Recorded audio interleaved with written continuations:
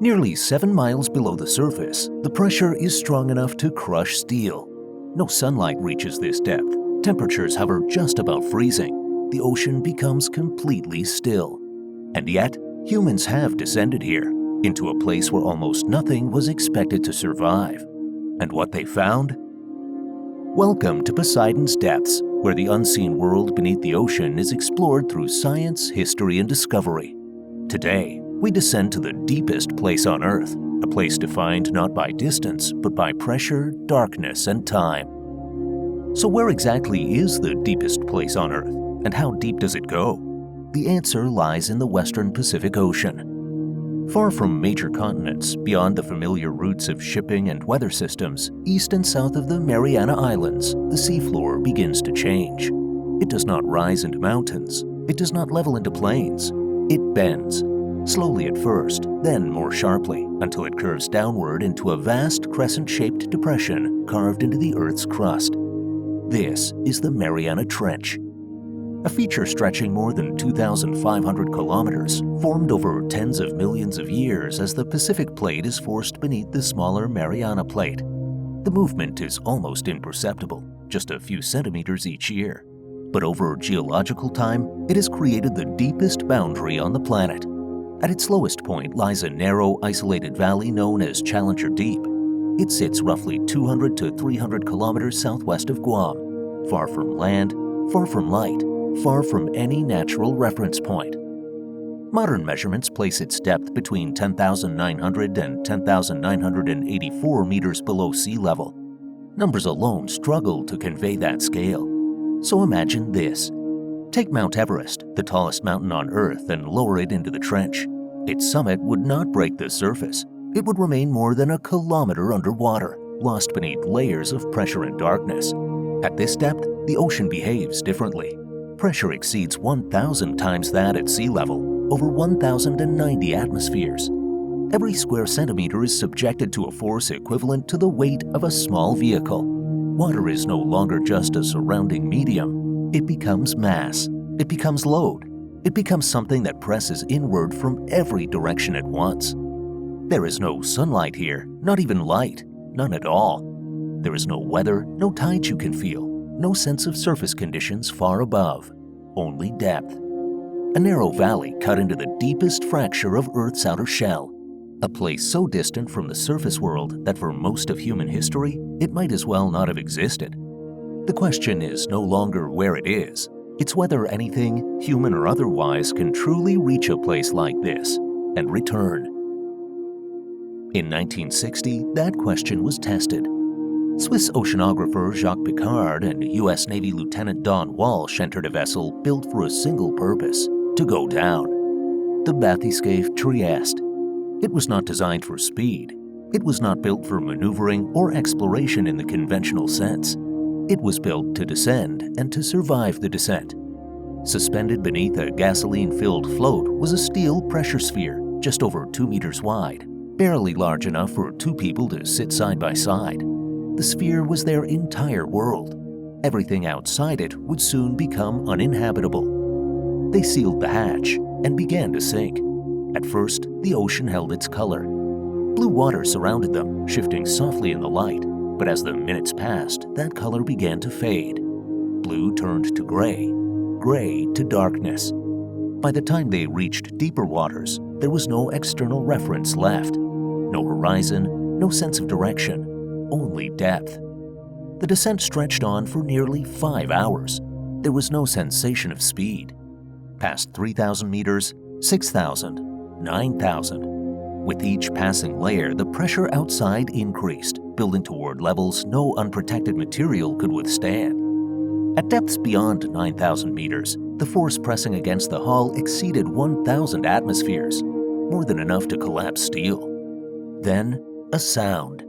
A crack. One of the outer acrylic window panes, located in a flooded compartment, had fractured under pressure. Inside the sphere, nothing failed, but the implication was immediate. At this depth, there is no gradual failure, only sudden collapse. They assessed the situation. The damaged component was not part of the pressure sphere itself.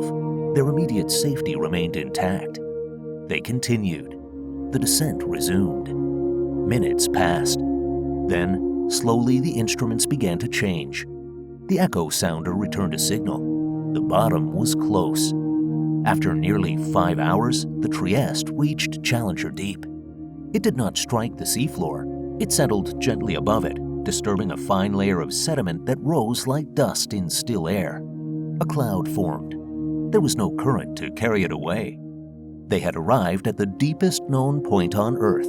They remained there for approximately 20 minutes. There was no movement, no visible life in that moment, no shifting water, only stillness. Complete, uninterrupted stillness. Inside a sphere of steel in near-freezing temperatures, surrounded by total darkness, two humans sat at a depth no one had ever reached before. Then, quietly, they released ballast. The journey back would take hours.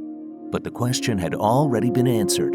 Humans could reach the deepest part of the ocean. Not easily, but with precision, restraint, and engineering pushed to its absolute limits. It was possible.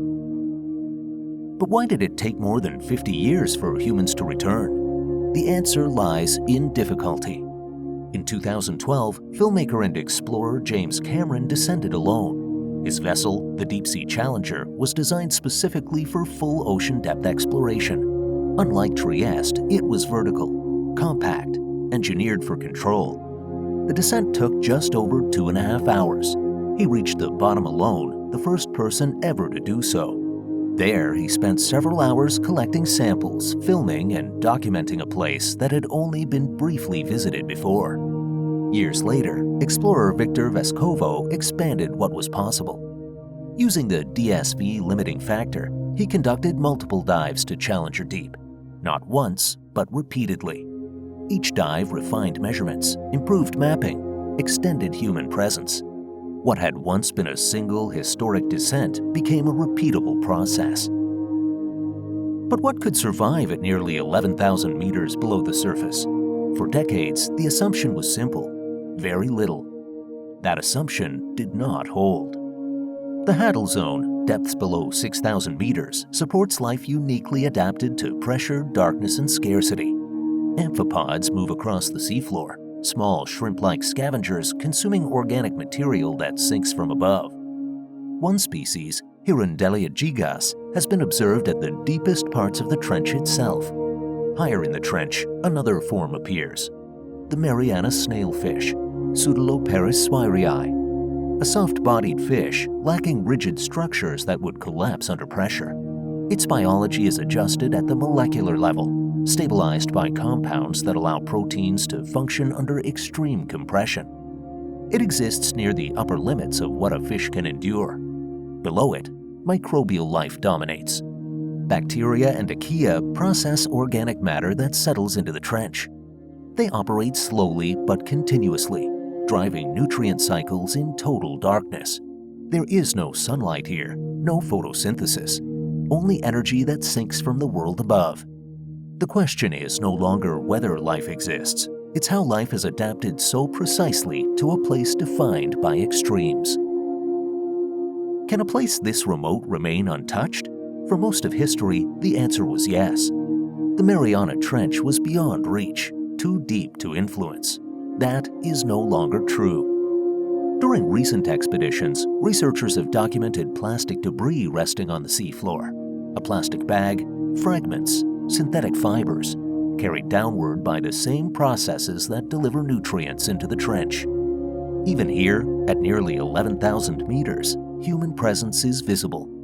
The deepest place on Earth is no longer isolated, it is connected, not by proximity, but by impact. The Mariana Trench is not defined by mystery alone. It is defined by scale, by limits, and by what exists beyond them. It reminds us that exploration is not about reaching a place once, but understanding it over time. Subscribe to Poseidon's Depths and explore Earth's last frontier. Hit the bell to never miss a dive. What secrets will Poseidon's domain reveal next? Join us and find out.